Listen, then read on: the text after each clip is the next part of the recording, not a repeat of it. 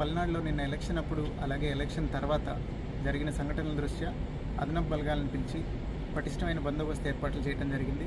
ఎవరైనా కానీ ఏ రకమైన అవాంఛనీయ సంఘటనలకి ప్రయత్నం చేసినా కానీ వాళ్ళ మీద కఠినమైన చర్యలు తీసుకుంటాము. వాళ్ళని వెంటనే అరెస్ట్ చేయటము, అట్లానే వాళ్ళ మీద ప్రివెంటివ్ డిటెన్షన్ కానీ, పీడీ యాక్ట్ లేదా ఎక్స్టర్న్మెంట్ ఇట్లాంటి కఠినమైన చర్యలు తీసుకోవడానికి కూడా ఆదేశాలు వచ్చాయి. అన్ని చోట్ల బలగాలు మోహరించడం జరిగింది. వాళ్ళందరూ కంటిన్యూస్గా పహారా నిర్వహించి ఏ రకమైన అవాంఛనీయ సంఘటనలు జరగకుండా కంప్లీట్గా సిచ్యువేషన్ని కంట్రోల్లోకి తీసుకుంటున్నారు. అట్లనే ప్రజలు కూడా ఏ విధమైన భయాందోళనలకి గురవ్వాల్సిన అవసరం లేదు. కంప్లీట్గా ఫోర్సెస్ అన్నీ రీచ్ అయ్యాయి. పొద్దున కల్లా ప్రతి చోట సిచ్యువేషన్ కంట్రోల్లోకి వచ్చేస్తుంది. Range IG Sarvashreshtha Tripathi sir కూడా వచ్చి ఇన్స్ట్రక్షన్స్ ఇవ్వడం జరిగింది.